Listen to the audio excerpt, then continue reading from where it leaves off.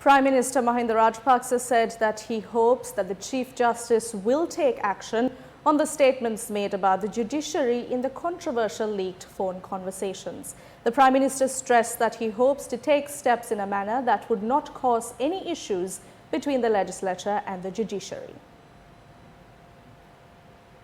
Prime Minister Mahinda Rajapaksa met with heads of media institutions at Temple Trees this morning.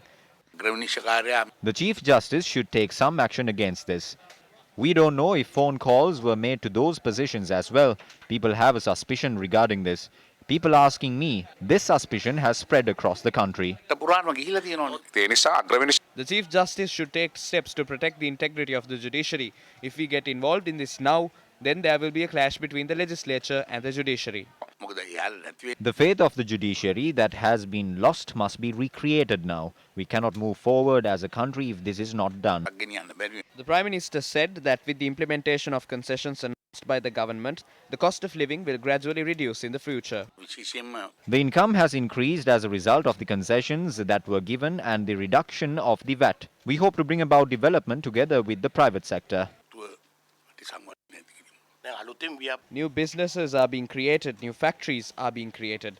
Last week, the Minister of Finance advised banks to provide loans up to 300 million rupees at a concessionary rate of 10% for the people who have paid back their loans.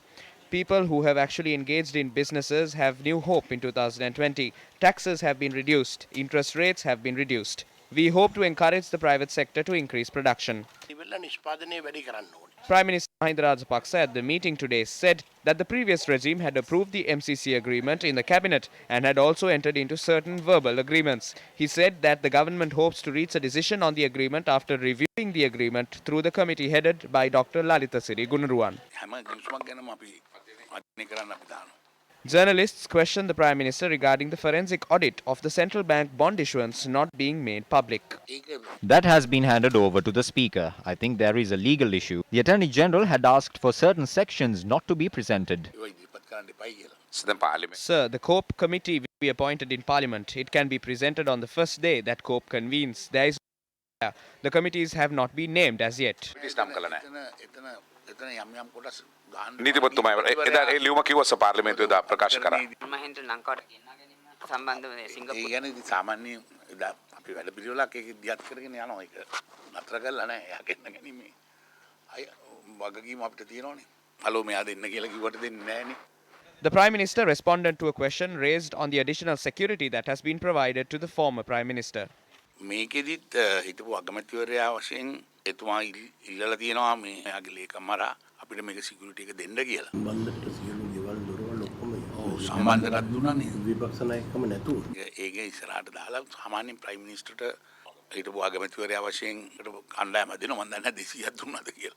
threat assessment එක උඩ තමයි ඒක තීරණය වෙන්නේ. ඉතින් දැන් වර්තමානයේ තියෙන තත්ත්වෙම threat assessment එක කරන්න වෙයි මම. කරනවා. ඒකෙදි මේ වෙන කට්ටියගෙන් නෙවෙයි මම හිතන්නේ ඇතුළෙන්ම ව්‍යවස්ථා සංශෝධනය සම්බන්ධයෙන් ආණ්ඩුව උත්සාහ ගන්න බව පේනවා. අපි දැනගන්න කැමති මොන වගේ ශ්‍රේෂ්ඨ සම්බන්ධයෙන් මේ සංශෝධන සිදුවන්නේ කියලා. අලුත් ආණ්ඩුවක් ආවෙන් පස්සේ අපි ඒව ගැන කරමු. Meanwhile, Minister Bandula Gunawardena said that with the escalating tensions between the US and Iran, global oil prices have begun to rise. We are not a country that produces oil. So when the global oil prices are increased, the general public will have to bear the burden. The global oil prices is not something that we can control. The issues with the oil prices is that it changes with the global oil prices. That is why the IOC changes the prices to the existing price. The government is providing fuel at a concessionary rate. We will have to look into how much concessions the government can give. On one hand, with the reduction in VAT and other taxes, and if we reduce the taxes we get from fuel as well, we will have to face serious issues when it comes to the payment of salaries and management of state finances.